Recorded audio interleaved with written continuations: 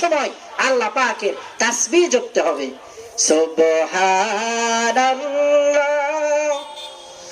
ওয়ালহামদুলিল্লাহ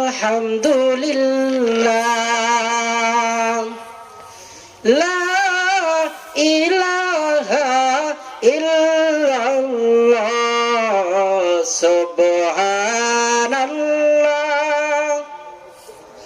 ওয়ালহামদুলিল্লাহ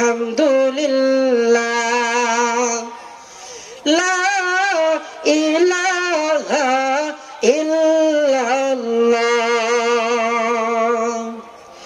তুমি বাঁচাও তুমি মারো অবিরত ক্ষমা করো, তুমি বাঁচাও তুমি মারো অবিরত ক্ষমা করো। ধরার যোজন তাকেই ধরো, তোমার হাতে সবই আল্লাহ। সুবহানাল্লাহ